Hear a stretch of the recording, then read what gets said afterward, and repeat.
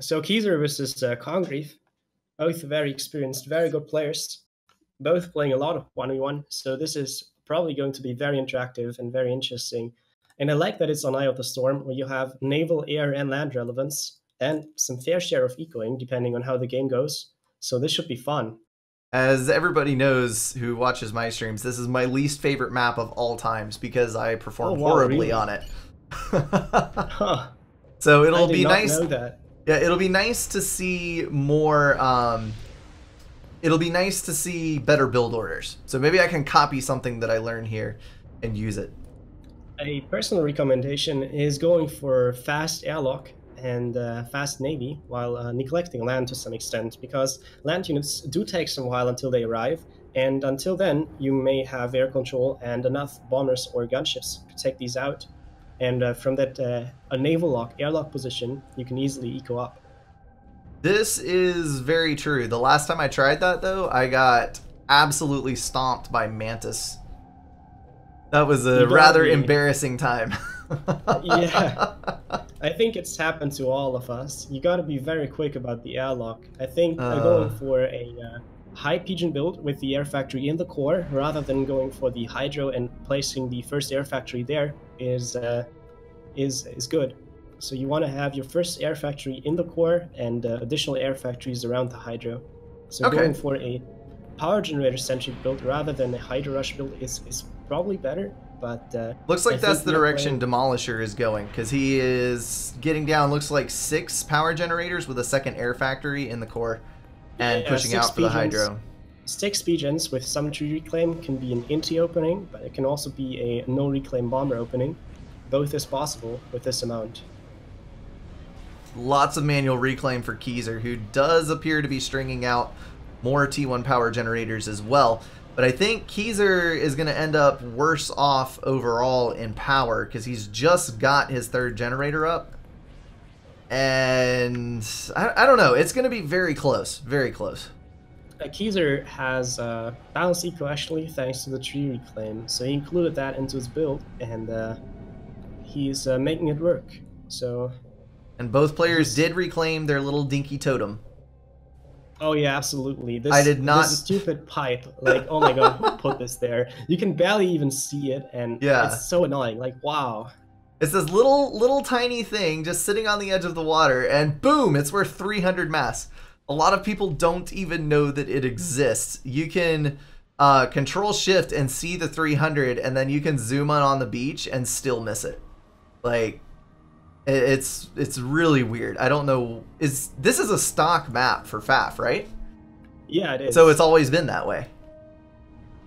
I think this is just a joke of the map maker.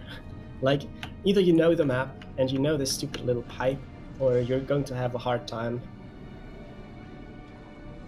Alright, so first air factory is up for Demolisher as of now, and it looks like he is going hydro, 2 more power generators, and then another air factory on the hydro. Make the most of that adjacency. He also queued up a 2nd land factory. I think that's a very balanced out style if he's actually committing to it. I like to go for more air factories or assistance on the air factory, and no more than 1 land factory in the core, so that I can put extra eco into air and navy. One problem that I find is that I don't have enough engineers. You don't think the 2nd land factory is necessary just for engineers, or should you be able to get everything you need out of the one?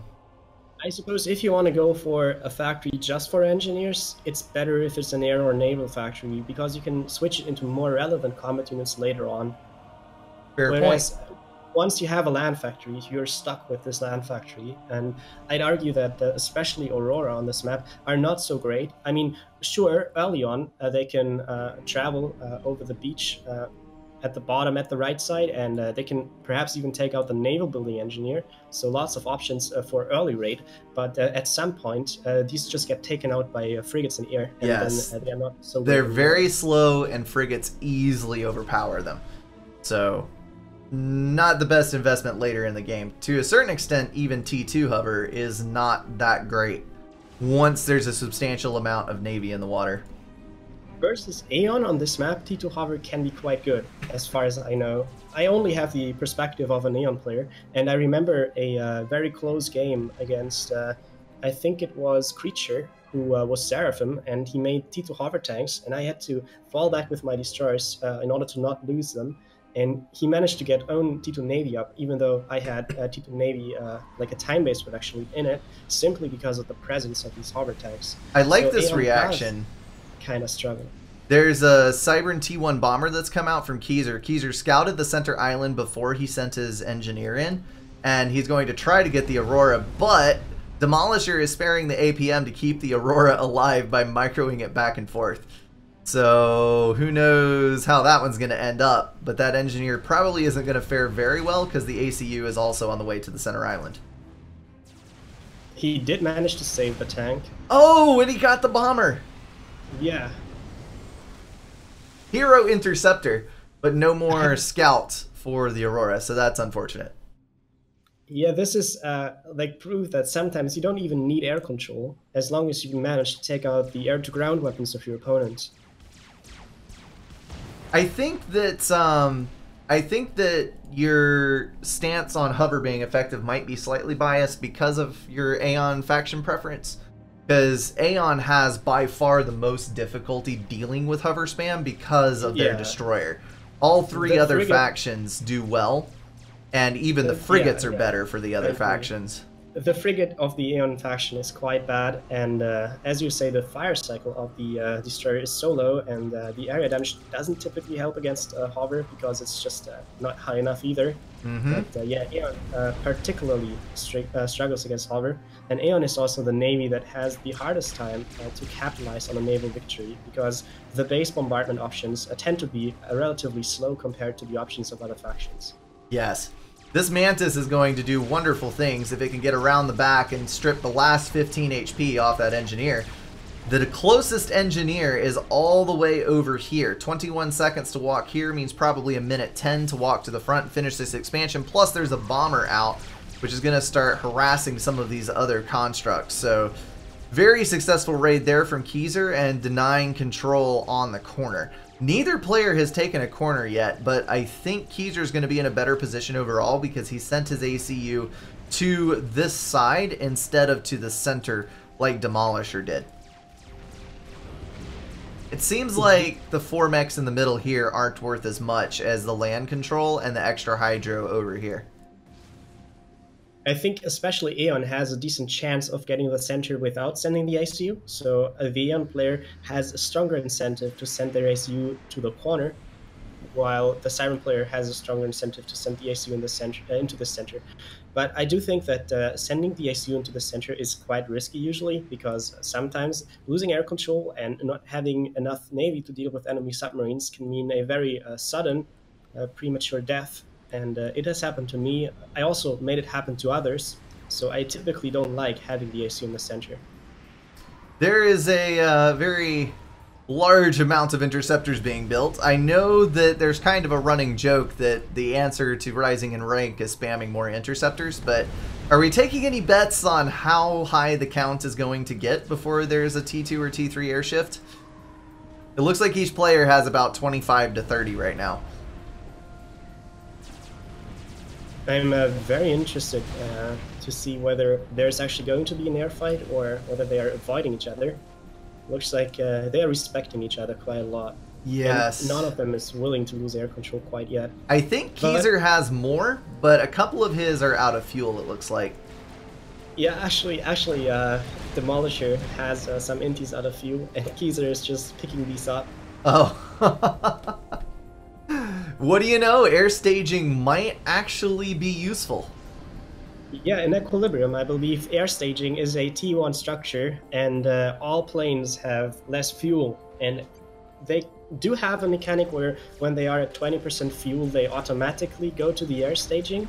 But yeah, you just gotta realize that fuel is a more important issue in Equilibrium than in standard balance. Yes, you cannot patrol your interceptors. A lot of these are fresh out of the factory and they're already half out of fuel. Another thing I don't necessarily agree with in Equilibrium balance. I can kind of see where they're coming from, because if you're of the opinion that air is OP, then you can nerf air rather extremely so, in fact, just by reducing the amount of fuel it has. But I think that's kind of crippling on larger maps, especially. I appreciate that this is adding an element of attention to the air gameplay that the regular balance doesn't have to the same extent. Since I'm an Aeon player, I really like game mechanics that are designed around paying attention and being focused. So that was a really good air engagement. Yeah, clear air victory for Hatamoto. Demolisher was able to absolutely wreck that opposing air force. I think that's one of the strongest air wins I've seen recently. Really good turn, failure by Keyser to react properly, and then just mopping up. Barely even lost any on that engagement. Let's actually take a look at the counts. Jump over here to Demolisher. Total of 39, one of which is out of fuel. So he's at about 40 interceptors. Keyser, of course, knocked down to none, but still building bombers. For an eco comparison, Keyser is making 680 power, installing 200, but recovering quite well. He is power balancing barely, building a T2 power generator, and when he gets reclaim, he is power stalling. Demolisher Janus, almost identical power income at 800, also balancing perfectly. He is minus 179. And yep, there we go, positive again. So both of these guys showing that extra little bit of care and skill that goes into managing your eco, finally on that line of just barely having enough, but not having too much and going the opposite direction. While you took a look at eco, I was watching the Navy fight, and I saw some interesting submarine-frigate interaction. This is actually another difference between equilibrium and regular FAF balance. Submarines in this mod are a lot stronger, and T1 submarines are designed to take out any surface navy much more than in regular FAF. So T1 submarines are actually quite efficient against destroyers too. And the counter to T1 submarines is submarine hunters, but the counter to submarine hunters is destroyers. So you have this kind of rock, paper, scissor mechanic, and I think going for a naval mix that is either T1 and T2 submarines or T2 submarines and T2 destroyers is going to give you a well-rounded navy. And so far, based on the frigate-centric style from Keyser and the submarine-centric style from Demolisher Janus, I think that Demolisher Janus has a better understanding of equilibrium-specific factors, while Keyser seems to be playing this as if it was regular FAF, going for a frigate opening and not really transitioning into T2 Navy yet. Yes, that absolutely does make sense. I had forgotten about that change. The subs actually have slightly more HP, I think, than in the original balance, and the damage has been significantly increased. I do think this is one of the things where I can concede a little bit, because I think the balance is rather odd in stock FAF, where destroyers are always more mass efficient than T2 subs unless you're Cybran. And even then, if you go for a direct engagement, the Cybran subs will lose mass to mass to every destroyer except... Actually, I shouldn't say that. They lose to both the Exodus and the Salem, because the UEF really doesn't have torps. And then Seraphim kind of gets left out because they don't have any good torpedo tools until they get to T3. So the naval balance is very odd. I think it is a little more intuitive the way that Equilibrium does it, but I think that the way most people have gotten used to playing Navy, it is definitely not so. So it's a little bit of an odd mix, but I can definitely see some advantages to the Equilibrium side on that. Yes, I agree. But Navy is certainly something in Equilibrium you have to look out for because of how different it is to regular Navy. So you can play Equilibrium as if it was a regular FAF and still have a nice game in several areas, but the Navy isn't one of them. For Navy, you really have to learn the meta. Yes. This is kind of one of the reasons that I had disagreed with Equilibrium being a ranked mod at the onset. There's T2 mexes going down for both players, but it does look like that a greater focus has been put down by Demolisher. There's only 2 T2s and then 1 halfway through completion for Keyser, whereas we now have nearly 4 complete for Demolisher. However, Demolisher was able to get his expansions a little earlier, I think, and had the early reclaim advantage because of the rocks he picked up in the middle. So he was able to get off the ground more quickly and has a slightly superior income overall to Keyser. Then add in those subs that we were talking about just a minute ago, and he's able to totally shut down Keyser's frigate movements. There's also a destroyer out, which should be able to counteract anything else that Keyser's able to throw at him, and I think Demolisher's about to take control of Navy. Yeah, Demolisher is buying extra insurance, if you wish, by adding a cruiser too. I think the next unit he's building from the naval factory is a cruiser, based on the icon. Yes. And I think this is going to be game for Keyser, unless Keyser manages to go for a cheesy snipe. So Keyser is making torpedo bombers. Perhaps with some torpedo bombers and some Corsairs, he could kill Demolisher's ACU. Demolisher has an incentive to stay there because of the reclaim in the area. Perhaps the ACU would like to pick up some of the mass. But I think this naval factory he's producing is simply for reclaim engineers, and then the ACU is not forced to stay in the water. The destroyer torps on Exodus class are quite good. It always surprises me how good they are. They do so much damage. I like the charges on the Exodus class destroyer particularly much as well. The anti-submarine weapon. Yes. That's quite a few torps. Not enough for a 1-pass kill, but perhaps 4, probably 3 passes with the amount that he has now. Question is, oh no, he's actually going deeper in the water. Yeah, that's a mistake. I think he hasn't scouted the air presence from Keyser. That is not good at all. If Keyser is able to get eyes on that commander, I think he's past the point of no return. Even with the amount of interceptors that he has, he will not be able to kill off the torps fast enough. Oh, actually, the second unit was not a cruiser, but still a destroyer. And I see it. Well, Demolisher does know that Keyser has T2 air, but he is probably not aware of it. Got to get those torps moving now, though, because there's units now inbound for the base. Keyser's about to have other problems on his plate besides the naval loss if he doesn't get on this. I do see torps out, and it looks like they are on an attack move for the ACU. Interceptor engagement. Demolisher is aware of what's happening. There's an airfight. He is reacting immediately. Greater interceptor numbers for Demolisher. Also better micro. Much better micro overall. It's going to come down to the damage these torps can deal.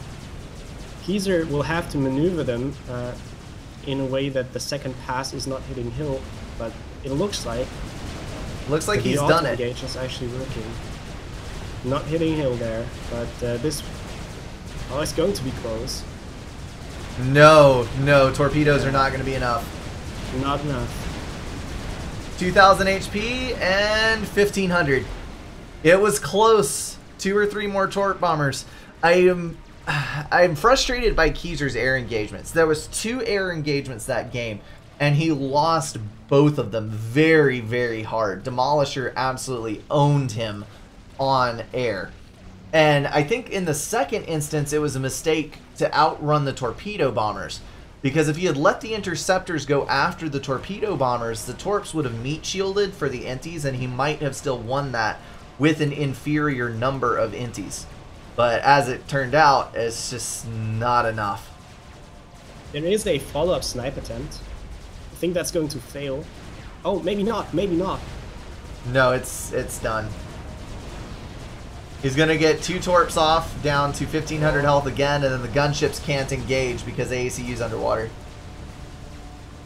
There is another torp. Looks like all-out attempt, but look at this. Keyser's on the south side, pinned by T1 subs. Yeah. Boom! There he goes. 900 HP remaining on Demolisher's ACU. If that next... It would have been 2 more passes with a torp bomber and he would have died. So it was close, but also a very desperate attempt from Keyser.